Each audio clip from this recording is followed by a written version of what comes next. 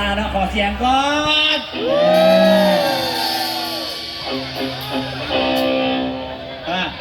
ครับขอสบายดีเบิร์ดทุกท่านขอภาษาลาวเนาะครับเดี๋ยวเบิร์ดที่แปลให้ครับผมแปลได้คำเดียวเมื่อกี้เนี่ยก่อนอื่นขอขอบใจครับที่เอาเลยยาวเลยก่อนอื่นขอขอบใจเนาะที่เชิญมาร่วมงานในครั้งนี้ดีใจหลายที่ได้มาเนาะ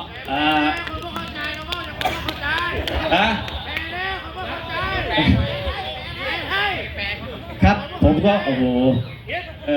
เขาแกล้งเลยพี่เขาเข้าใจเขาบ้านเดียวกันเขาแกล้งเอาเลยอินพูดเลยอินพูดเลยมีความปลื้มมุกปลื้มใจหลายที่ได้มาร่วมงานในครั้งนี้ก่อนอื่นเมื่อขอแนะนำเนาะข้าพเจ้าชื่อแท้ชื่อวิระไซคำพิลาพันเดชหรือชื่อลินชื่ออีดครับมีฉายาว่าผมดกปกไหลผมดกปกไหลนะครับฉายาผมจำได้เกือบถึงเอวเลยครับทำต่อครับมาจากประเทศลาวครับก่อต่างหน้าให้ประเทศลาวในทีมงานสหพันธ์กีฬาออฟโรดนครหลวงเวียงจันทร์ครับขอขอบใจสำหรับการต้อนรับที่เป็นอย่างดีอาหารการกินแซ่บเหล้ายาปลาปิ้งก็ดีเนาะขอขอบใจกับขอว่าอย่างไรคิดว่าน่าจะมีหลายแนวว่าอยู่แปลว่าผมมือจะเป็นการแข่งขันไม่เข้าใจนะผมเนาะมือจะเป็นการแข่งขันพรุ่งนี้จะเป็นการแข่งขันนะครับมืออื่นนะครับแปลด้วยครับผมไม่เข้าใจครับแม่ที่บ้านเดียวกันให้ผมคนภาคกลางแปลเนี่ยนะมาเที่ยวนี้นี่มีความหวังหลายครับหวังมีความหวังหลายครับจะเอาที่หนึ่งกลับบ้านที่หนึ่งที่เดียวกลับบ้านแมนขวัญใจของคนไทยไม่ได้ที่หนึ่งแต่ให้เป็นปัจจัยของคนไทยนะครับมาที่ไม่ใช่ขนรถมาอย่างเดียวคนทีมงานมาเท่าไหร่กี่คนนะคนมาประมาณ15 คนครับรถแข่งกี่คัน4 คันรถติดตามอีกเบียร์อีก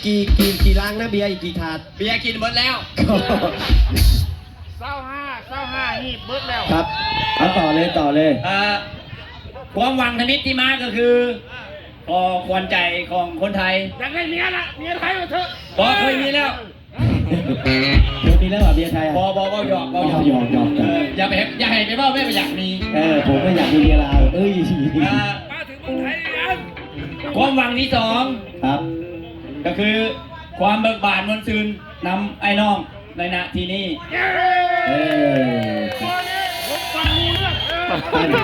รู้เรื่องไหมรู้เรื่องนะรู้เรื่องอย่างนี้พูดอะไรผมไม่เข้าใจผมพูดความหวังที่3สหพันธ์รอบรถลาวกับเจ้าแช่คอยมีแต่ความหวังไอ้หนึ่งครับสหพันธ์รอบรถลาวกับสหพันธ์รอบรถประเทศไทยเราประสานงานกันอยู่ตลอดนะครับความหวังที่3มันคือว่าได้พ่อมูครูเก่าๆที่พวกได้เจอกันหลายๆปีมาแล้วเอาฟื้นเลยเว้ยบางตูนฟื้นแล้วมางานนี่ย้อนเพลินเด้อไอ้บางตูนคอยมางานนี่ย้อนเจ้าแต่อย่าลืมงานคอยเดือนพฤษภา5 6 7ไม่ได้ที่ไหนอยู่นครหลวงเวียงจันทร์แข่งที่เวียงจันทร์นะครับงานแข่งฝากประชาสัมพันธ์นะครับทีมรอบด้วยขอเย็นเชิญครับความหวังของการล่ารางวัลก็มีเอาฟอยมาหลายอยู่เอาฟอยมาหลายก้านที่มาขวดเอารางวัล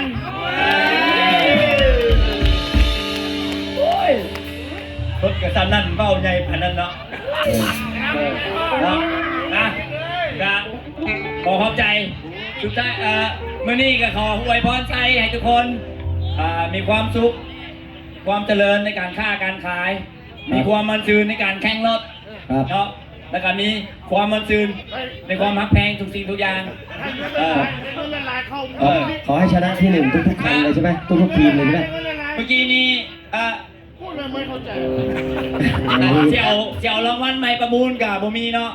แต่ขอมอบรางวัลหนึ่งให้กับงานแข่งครั้งนี้ก็คือบัตรทัวร์ท่องเที่ยวนครหลวงเวียงจันทร์หลวงพระบาง3 คืนกิฟต์วอเชอร์ 3 คืน 4 มื้อ รถไฟด่วน 3 คืน 4 มื้อ ให้ไปลองนั่งรถไฟฟ้าในประเทศลาว จากเวียงจันทร์ไปหลวงพระบาง อ่าเงินไทยนะครับ 20,000 บาทไม่ใช่เงินกีบนะครับเงินไทยนะครับ 20,000 บาทคิดว่าเชื่อที่สะพานนี้ให้ มี 2 ตั๋ว ครับ 2 ตั๋ว 2 ตัว เออ 2 คนใช่ไหม 2 คน มีผู้หญิงให้ผม 2 คนถ้าไปฝั่ง แล้ว นู้น แต่เจ้าส่วนการมอบรางวัลขอให้ทีมงานเพิ่นจัดสรรกันเอง ใช่พรุ่งนี้ จัดสรรเท่าใด ครับ เนาะอันนี้รางวัลนี้มอบใจจากสหพันธ์ออฟโรดนครหลวงเวียงจันทร์เนาะวินไอรอนแมนวินตัวนี้ก็มอบจากทีมงานเฮาเนาะจาก BB Auto Shop เนาะ ครับ มื้อนี้ นี่บีบีต้องช็อปคนนี้ครับ โมเมนต์ อ๋อไม่ใช่เหรอแหมทำหมอกถูก มันค่าซ่อมรถเมื่อกี้มันเป็นล้มมันไปล้มแข้งล่ารถเพิ่นพิเตอร์แตก พูดอะไร เป็นซ่อมรถอยู่เป็นซ่อมรถอยู่ ก็โอเคนะครับ ในการสุดท้ายก็ขอขอบใจ ครับครับก็ขอบคุณครับประธานอีทนะครับเจ้าของอีซูซูเรานะครับมีอยู่ 4 สาขาในประเทศลาวนะครับอีซูซูนะครับครับผม